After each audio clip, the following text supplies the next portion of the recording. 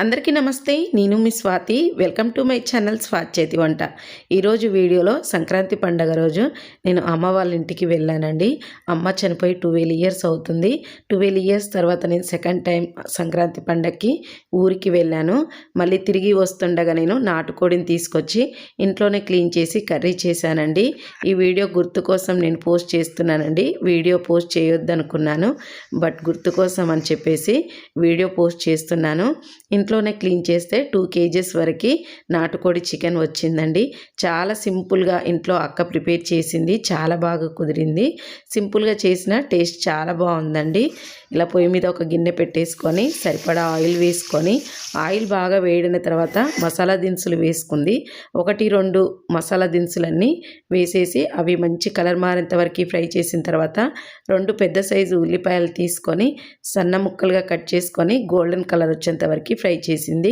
ఆ తర్వాత 1 table spoon వరకు అల్లం వెల్లుల్లి పేస్ట్ వేసి పచ్చివాసన పోయేంత వరకు ఫ్రై చేసుకోవాలి. తర్వాత 1 టేబుల్ స్పూన్ వరకు పసుపును వేసుకోండి. పసుపు కొద్దిగా ఎక్కువే పడుతుంది. నాటుకోడి కర్రీలో పసుపు ఉంటే చాలా బాగుంటుందండి.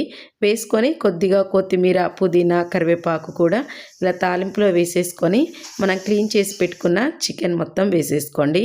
ఈ చికెన్ ఉడకడానికి టైం పడుతుందండి. నాటుకోడి కదా, చాలా టైం పడుతుంది. అంటే ఇక్కడ ఒక 1 అవర్ వరకు మాకు టైం పట్టిందండి 2 kgs కోడి ఉడికేసరికి. ఇలా వేసేసుకొని మంచిగా ఆయిల్లో కలిసేలాగా కలిపేసుకొని మధ్య మధ్యలో మూత తీసుకుంటూ కలుపుకుంటూ మనం కర్రీ అనేది ప్రిపేర్ చేసుకోవాలి. మందంపాటి గిన్నె పెట్టుకున్నామంటే మంచిగా ఉడుకుతుందండి. అక్కడ ఊర్లో అయితే మేము కట్టెల పొయ్యి మీద ప్రిపేర్ చేసాము. చాలా బాగా కుదిరిందండి. చాలా సంవత్సరాల తర్వాత ఊరికి వెళ్ళడం వల్ల చాలా సంతోషంగా, చాలా బాగా ఎంజాయ్ చేశామండి. చాలా బాగా అనిపించింది. ఆ తర్వాత ఇందులో ఒక అరగంట తర్వాత అంటే 30 minutes తర్వాత ఉప్పు, కారం వేసుకొని మంచిగా కారం పచ్చివాసన పోయేంత వరకు ఒకసారి పూర్తిగా కలిపేసిన తర్వాత ఇందులో సరిపడా వాటర్ వేసుకోండి. వాటర్ వేసుకొని ఉడకనివ్వాలి. లేట్ అవుతుంది, ఉడకడానికి టైం పడుతుంది అనుకుంటే కుక్కర్లో కూడా ప్రిపేర్ చేసుకోవచ్చండి. ఇక్కడ మేము గిన్నెలో ప్రిపేర్ చేసాం కనుక చాలా టైం పట్టింది. నాటుకోడి కదా, టైం పట్టింది.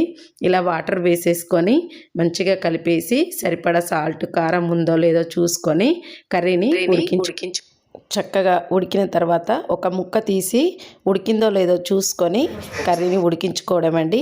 సూప్ కావాలనుకుంటే ఇంకొద్దిగా వాటర్ వేసుకొనైనా మనం కర్రీని ఉడికించుకోవాలి. ఇక్కడ కర్రీ ఉడికిపోయిందండి. ఇక్కడ 1 అవర్ వరకు కర్రీ ఉడికింది. మంచి సూప్తో చాలా బాగా టేస్టీగా కుదిరిందండి. ఫైనల్గా గరం మసాలా, ధనియా పౌడర్, జీరా పౌడర్ వేసుకొని కొద్దిగా కొత్తిమీర వేసి సర్వ్ చేసుకుంటే సూపర్ అంటే సూపర్గా నాటుకోడి కర్రీ రెడీ అయిపోయింది. ఒకసారి ట్రై చేయండి. వీడియో నచ్చితే కంపల్సరీ లైక్ చేసి మరిన్ని వీడియోస్ కోసం ఛానల్ సబ్స్క్రైబ్ చేసుకోండి. మరొక మంచి వీడియోతో మళ్ళీ కలుసుకుందాం. చాలా బాగుందండి టేస్ట్. బాబు తింటున్నాడు, సూపర్ ఉందని చెప్పాడు. మీకు కూడా నచ్చితే కంపల్సరీ లైక్ చేయండి. Okay, thank you, bye.